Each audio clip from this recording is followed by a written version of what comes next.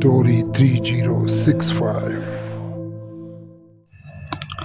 Hello दोस्तों, मेरा नाम है विजय और आप सुन रहे हैं स्टोरी 3065। तो ज़्यादा समय वेस्ट ना करते हुए सीधा चलते हैं कहानी की ओर। हिम्मत दास जी हमारे ज़िले के रहने वाले थे और शादीशुदा थे। उनके परिवार में उनके 2 छोटे भाई, माता पिता, पत्नी तथा 2 प्यारे बच्चे थे। हिम्मत दास जी कोलकाता में किसी सेठ के यहाँ ट्रक की ड्राइवरी करते थे। उन्हें ट्रक पर माल लाद कर दूर दूर के शहरों में जाना पड़ता था। वे बहुत ही मेहनती थे और अपना काम पूरी जिम्मेदारी व ईमानदारी से करते थे। उनके कार्य से उनका सेठ भी बहुत खुश था।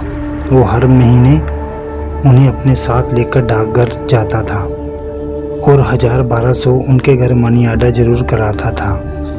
हिम्मत दास जी की जीवन की गाड़ी बहुत ही मज़े से चल रही थी। कभी कभी जब उनको माल लेकर लखनऊ, बनारस आदि जाना पड़ता तो वो थोड़ा समय निकाल कर घर पर भी आ जाते और घर वालों का हालचाल लेने के बाद वापस चले जाते। एक बार की बात है, हिम्मत दास जी रात को करीब 10 बजे ट्रक लेकर निकले। उन्हें दिल्ली की ओर जाना था। उनके साथ सोनू नामक एक खलासी भी था। हिम्मत दास जी खलासी को अपने बेटे जैसा मानते थे और उन्हें ट्रक चलाना भी सिखाते थे। अब सोनू ट्रक चलाने में निपुण भी हो गया था। उस रात सोनू ने जिद करके कहा कि आप आराम से सो जाइए, तो ट्रक चलाकर मैं ले चलता हूँ। हिम्मत दास जी ना कहकर ट्रक खुद चलाते हुए निकल पड़े और सोनू उनके बगल में बैठा रहा।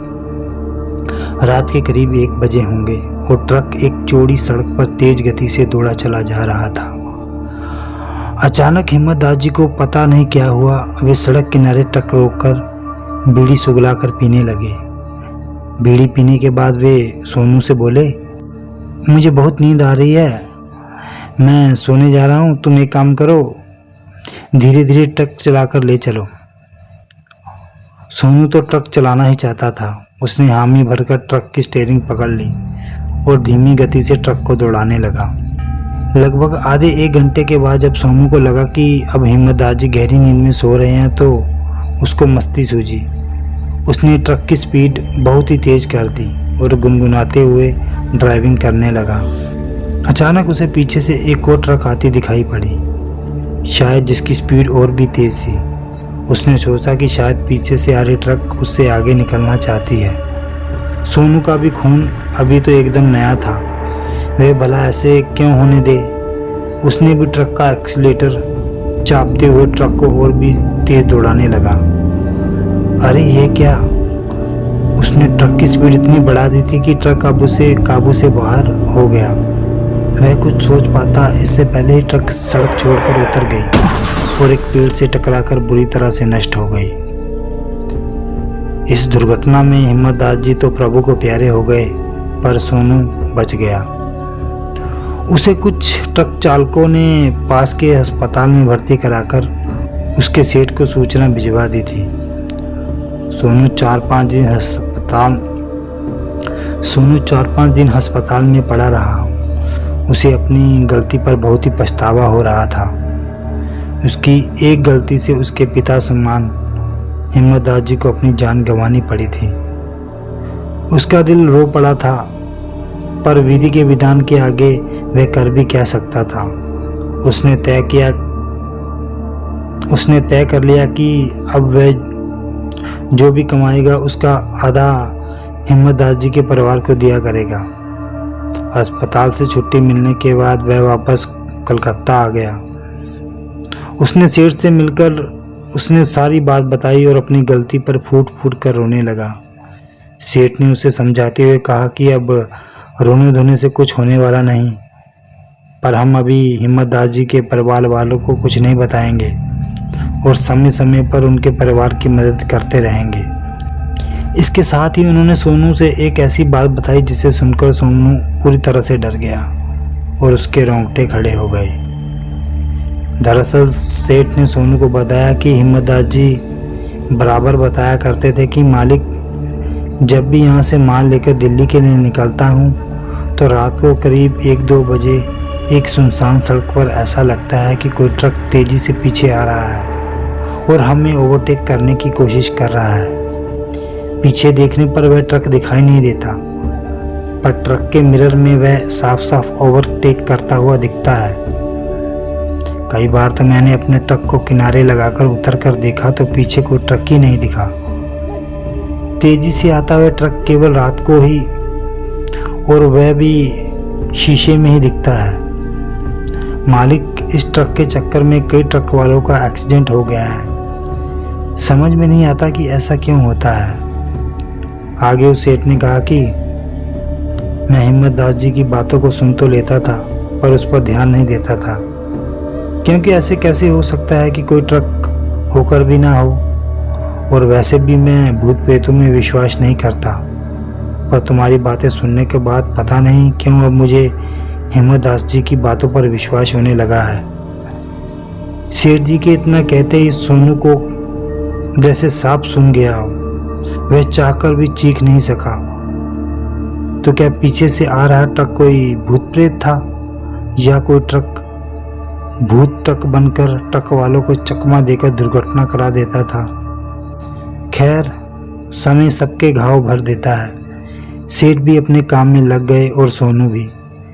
3 महीना बीतने के बाद एक दिन सेठ ने सोनू से कहा कि चलो हिम्मत दास जी के घर चल कर आते हैं।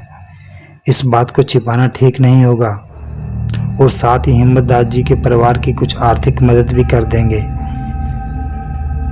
हिम्मत दास जी थे तो हर महीने उनके परिवार को मनी ऑर्डर चला जाता था, पर पिछले 3 महीने से मनी ऑर्डर भी नहीं गया और ना ही कोई पत्तर आदि।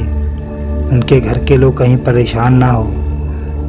सेठ की बात सुनकर सोनू ने कहा कि सेठ जी, अगले महीने मेरी शादी है। शादी के बाद हम लोग चलेंगे, क्योंकि मैंने भी सोच रखा है कि हिम्मत दास जी के परिवार की मदद करता रहूँगा।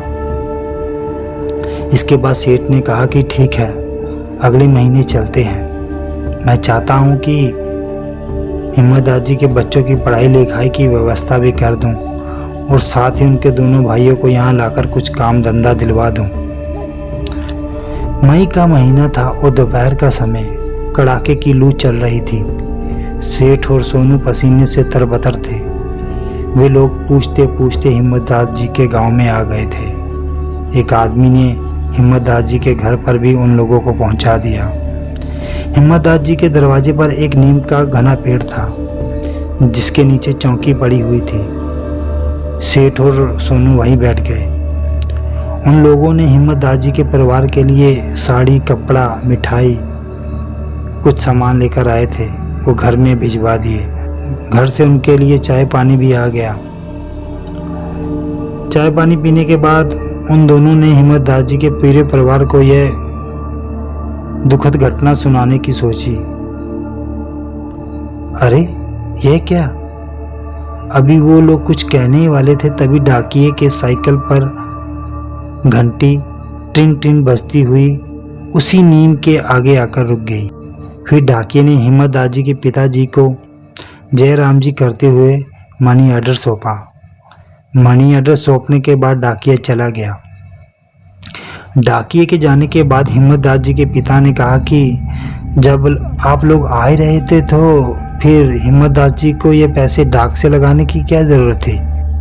आप लोगों उसके हाथ से ही भिजवा दिया होता। हिम्मत दास जी के पिता के मुंह से इतना सुनते ही सेठ और सोनू दोनों हक्के बक्के हो गए। सेठ ने थूक घोट कर हिम्मत दास जी के पिताजी से पूछा, क्या कहा आपने? हिम्मत दास जी ने मनी ऑर्डर भेजा है? सेठ की ये बात सुनते ही हिम्मत दास जी के पिता ने बिना कुछ बोलते हुए 100 के 8 नोट तथा मनी ऑर्डर वाला छोटा कागज का एक टुकड़ा जिस पर पता लिखा था, सेठ के आगे बढ़ा दिया। सेठ जल्दी जल्दी उस कागज के टुकड़े को उलट पुलट कर देखने लगा। उन्हें कुछ भी विश्वास नहीं हो रहा था कि क्योंकि मनी ऑर्डर के उस कागज पर जो लिखाई थी वह हिम्मत दास जी की थी, और वह पैसा उन्होंने पिछले महीने ही उसी डाकघर से लगाया था जहां से सेठ और वे बराबर हर महीने पैसा लगाया करते थे। अब तो सेठ एकदम से घबरा गया था, साथ ही सोनू के चेहरे का भी रंग उड़ गया था। उन दोनों को समझ में नहीं आ रहा था कि यह क्या हो रहा है। तभी हिम्मतदास जी बोल पड़े कि कुछ भी हो पर भगवान ऐसा लड़का सबको दे। हम लोगों की बहुत ही शुद्ध रखता है और हर महीने थोड़ा कम या ज़्यादा मनी ऑर्डर ज़रूर कर देता है। इतना सुनते ही सोनू बोल पड़ा कि काका, क्या पिछले महीने भी हिम्मतदास जी ने मनी ऑर्डर किया था? हाँ कहते हुए हिम्मतदास जी के पिता ने कहा कि अरे भाई, हाँ, पिछले महीने तो उसने 1200 रुपये भेजे थे। इतना सब सुनने के बाद आप लोग खुद ही सोच लीजिए कि सेठ और सोनू किस परिस्थिति में होंगे। अचानक सोनू अपने आप को रोक ना सका और फपक कर रो पड़ा। सेठ से रहा ना गया और वे सोनू को चुप कराते खुद भी रोने लगे। हिम्मतदास जी के परिवार वालों को कुछ समझ में नहीं आ रहा था कि आखिर अचानक ये दोनों रोने क्यों लगे। अब उस नीम के पेड़ के नीचे गांव के अन्य लोग भी इकट्ठे हो गए थे। सेठ ने थोड़ी हिम्मत करके सारी बात कह डाली। यह बात सुनते ही वहां खड़े लोग, विशेषकर महिलाओं में रोना पिटना शुरू हो गया। अभी भी हिम्मतदास जी के घर वाले ये मानने को तैयार नहीं थे कि पिछले 4 महीने से हिम्मतदास जी नहीं है। अगर हिम्मतदास जी नहीं है तो इन 4 महीने में जो 3 बार मनी ऑर्डर आए वे किसने भेजा है? हैंड राइटिंग तो हिम्मतदास जी की ही है। अरे इतना ही नहीं, 2 महीने पहले उसका एक पत्र भी मिला था जिसमें उसने लिखा था कि बाबूजी, कुछ ज़रूरी काम आ जाने के कारण 1 साल तक मैं घर नहीं आ सकता, पर मनी ऑर्डर बराबर भेजता रहूँगा। काफ़ी कुछ संतावना के बाद हिम्मतदास जी के दुर्घटना की पुलिस द्वारा ली गई कुछ तस्वीरें और डॉक्टर की रिपोर्ट के बाद हिम्मतदास जी के घर वाले माने कि अब हिम्मतदास जी नहीं रहे, पर वह भी पूरी तरह से नहीं। गांव वालों और कुछ लोगों के कहने सुनने के बाद हिम्मतदास जी की अंतिम क्रिया संपन्न की गई। सारे कर्म विधि विधान के साथ किए गए। इसके बाद हिम्मतदास जी के दोनों भाई सेठ के पास कोलकाता चले गए। सेठ ने उन्हें एक कारखाने में अच्छे वेतन पर नौकरी दिलवा दी। इसके साथ ही सेठ हर महीने हिम्मतदास जी के परिवार के लिए कुछ पैसे मनी ऑर्डर भी करता रहा। खैर जो भी, पर अभी भी सोनू को यकीन नहीं हो रहा था कि उसका पीछा करने वाला ट्रक कोई भूत चला रहा था। और मरने के बाद भी हिम्मतदास जी अपने परिवार वालों को मनी ऑर्डर करते रहे।